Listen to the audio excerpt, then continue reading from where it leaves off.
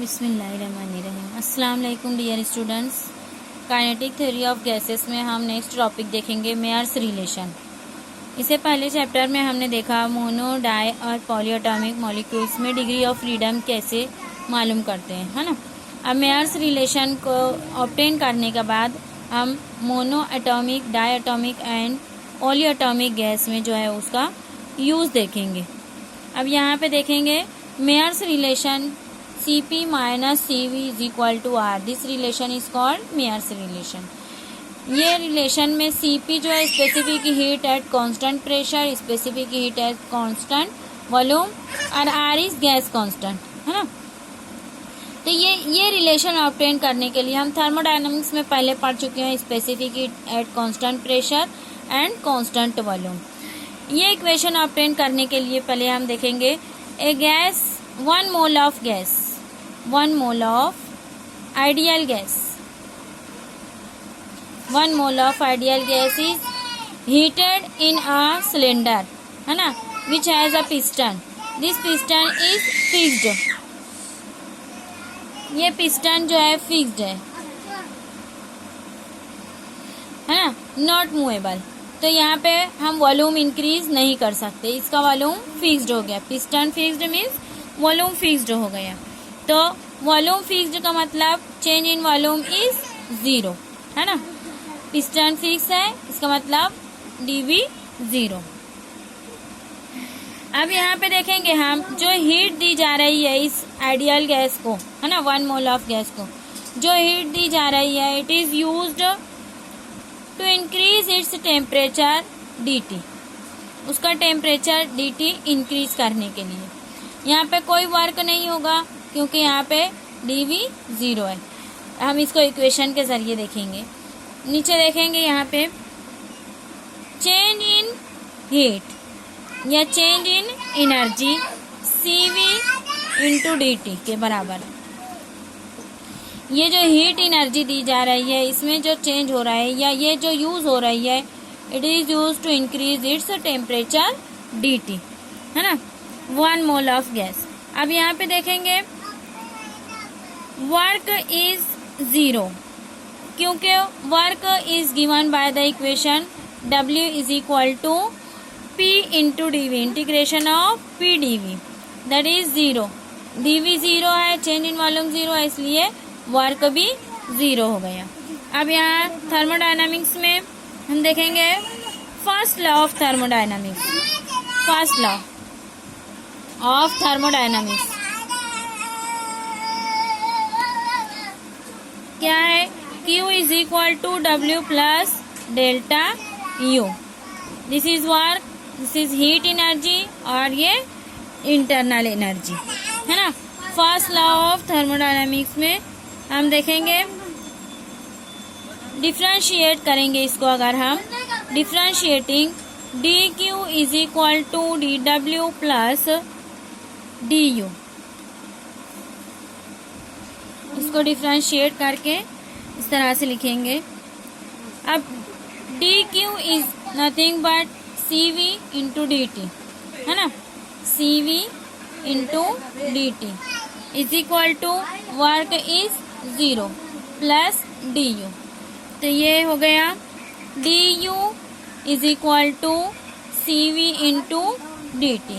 इसको हम लिख देते हैं इक्वेशन नंबर फर्स्ट, यानी इंटरनल एनर्जी या change in internal energy is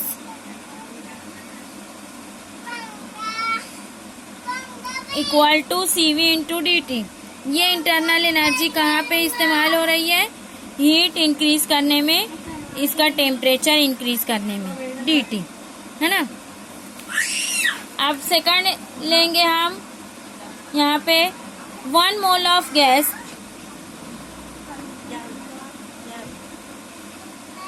ideal gas, है ना, और ये movable piston, movable piston means यहाँ पे हम वॉल्यूम चेंज कर सकते हैं, है ना। तो चेंज इन कांस्टेंट प्रेशर पे बढ़ाने पर टेम्परेचर और हीट जो है उसकी, उसमें क्या चेंज होगा ये देखेंगे हम। ये भी 1 मोल ऑफ गैस है और इसका पिस्टन मूवेबल है, मीन्स हम यहाँ पे वॉल्यूम चेंज हो रहा है, मीन्स वर्क होगा, work is done, some work is done. अब यहाँ से जो है हम देखेंगे कि एट कांस्टेंट प्रेशर, इसको जो हीट दी जा रही है तो वो कहाँ पे यूज हो रही है, उसका टेम्परेचर dt इंक्रीज करने में, है ना, यानी dq is equal to cp into dt। यहाँ पे cp और यहाँ पे cv क्यों लिए हैं, यहाँ पे वॉल्यूम कांस्टेंट है, यहाँ पे प्रेशर कांस्टेंट है। इस केस में हमने प्रेशर इज कांस्टेंट रखा है, इसका प्रेशर कांस्टेंट रखा है, यहाँ पे वॉल्यूम कांस्टेंट था। अब यहाँ से देखेंगे हम कि dw is equal to, in thermodynamics work done is equal to integration of pdv यानी यहाँ पे वर्क हो रहा है, चेंज इन वॉल्यूम हो रहा है, पिस्टन मूवेबल है तो वर्क भी होगा। अब ये equation first law of thermodynamics की जो इक्वेशन है, थर्मोडायनामिक्स की फर्स्ट लॉ की इक्वेशन थर्मोडायनामिक्स, यहाँ पे हम लिए थे। इस इक्वेशन में Q is equal to W plus U, है ना, इसको डिफ्रेंशिएट करने पर differentiating dQ is equal to dW plus du। अब यही इक्वेशन इधर जो है, इसमें dQ जो है वो Cp into dt from this equation, यहाँ पे कांस्टेंट प्रेशर पे हमको ये इक्वेशन मिली, into dt is equal to dW को हम लिखेंगे P into dV plus du, ये इक्वेशन फर्स्ट से इसकी वैल्यू लिखेंगे Cv इंटू dt। अब ये जो इक्वेशन हमको मिली इसको मैं लिख देती हूँ इक्वेशन नंबर सेकंड, ये equation second, equation first equation second दोनों केस में। बट आइडियल गैस में क्या होता है, energy is used to increase temperature, यानी टेम्परेचर के ऊपर डिपेंड होती है। तो दोनों केसेस में, ये दोनों केसेस में टेम्परेचर सेम बढ़ाने के लिए dt टेम्परेचर, यहाँ पे भी dt टेम्परेचर बढ़ रहा है, यहाँ भी dt टेम्परेचर बढ़ाने के लिए दोनों जगह वर्क किया जा रहा है। बट आइडियल गैस इक्वेशन क्या है, ideal gas equation PV is equal to nRT। अब यहाँ हम 1 मोल लिया है इसलिए PV is equal to RT ले लेते हैं। PdV अगर मैं लिखूं तो इसको लिखेंगे RdT, है ना, क्योंकि यहाँ पे ये R कांस्टेंट है और कांस्टेंट का डेरिवेशन नहीं होता है, डेरिवेटिव। यहाँ पे प्रेशर कांस्टेंट है, उसका भी डेरिवेटिव नहीं रहेगा, है ना। तो ये इस वैल्यू को PdV is equal to RdT ये हम रखेंगे इक्वेशन नंबर 2 में। इक्वेशन नंबर 2 में इसको पुट करने पर Cp dt is equal to PdV की जगह मैं क्या रखती हूँ, R into dt plus Cv dt। अब इस इक्वेशन में dt हर जगह से कैंसिल हो जाएगा, dt है ना, कॉमन निकाल के Cp is equal to R plus Cv या Cp minus Cv is equal to R, that is Mayer's relation, है ना। तो हमने दो गैस को कांस्टेंट प्रेशर, कांस्टेंट वॉल्यूम और कांस्टेंट प्रेशर पे हीट करके दोनों का टेम्परेचर डेल्टा T इंक्रीज करा और फिर यहाँ से थर्मोडायनामिक्स की फर्स्ट लॉ से जो है ये इक्वेशन ऑब्टेन की Cp minus Cv is equal to R, that is Mayer's relation, है ना। इसके ऊपर क्वेश्चन आता है। अब ये मेयर्स रिलेशन को अगर हम Sp and Sv that are the principal specific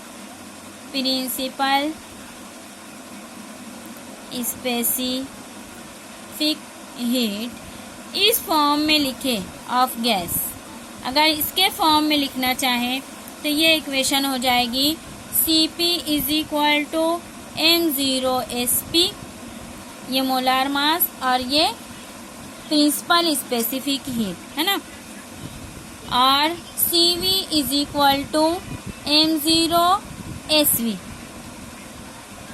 अब ये दोनों की वैल्यू अगर हम इस इक्वेशन में पुट कर दें, हमारी जो मेयर्स रिलेशन है, तो ये हो जाएगी Sp minus Sv is equal to R upon m0 into J।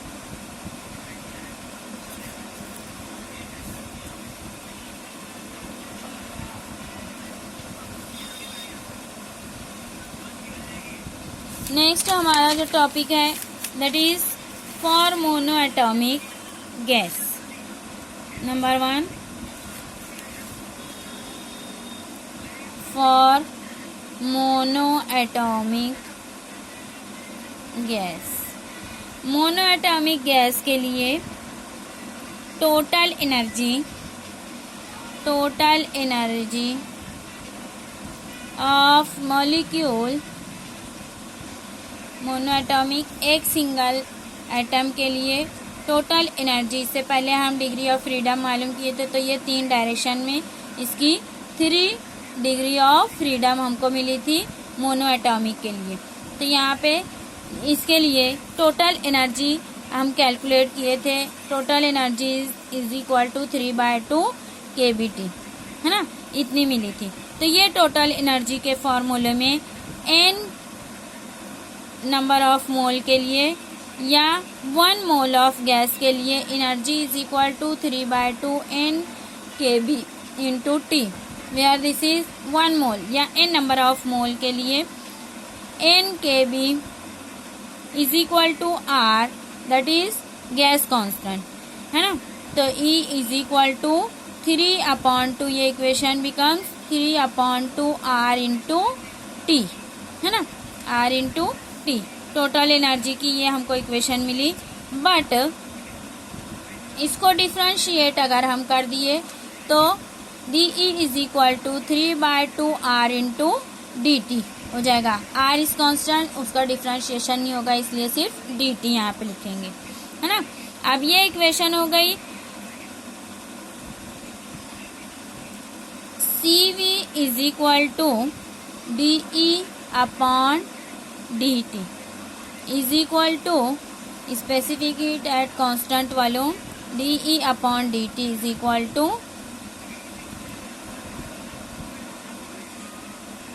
D upon D T. अब ये डी टी एनर्जी की वैल्यू यहाँ से हम पुट करेंगे 3/2 R इंटू डी टी या 3/2 RT। अब यहाँ से डी टी और ये डी टी कैंसल हो गया। अब ये इक्वेशन बची हमको CV is equal to D, differentiation तो कैंसल हो गया दोनों जगह से, ये हमको मिली ये इक्वेशन 3/2 R के बराबर, CV is equal to 3/2 R के बराबर है ना। तो as CP is equal to या CP minus CV is equal to R, तो CP इज इक्वल टू ये हो जाएगा ये 3/2 R is equal to R, ये माइनस इधर आके प्लस हो जाएगा, CP is equal to R plus 3/2 R, यानी CP is equal to 5/2 R है ना। यहाँ से मोनो एटॉमिक गैस के लिए specific heat at constant volume is equal to 3/2 R के बराबर मिली, और specific heat at constant pressure 5/2 R के बराबर मिली है ना। ये मोनो एटॉमिक गैस के लिए। अब हम देखेंगे diatomic gas. For diatomic gas molecule, for diatomic यानी ये 2 मॉलिक्यूल्स इस तरह से। अब ये इसकी डिग्री ऑफ फ्रीडम हमने मालूम किया था, डिग्री ऑफ फ्रीडम इसकी अगर ये रिजिड है रिजिड है तो इसकी डिग्री ऑफ फ्रीडम 5 मिली थी हमको।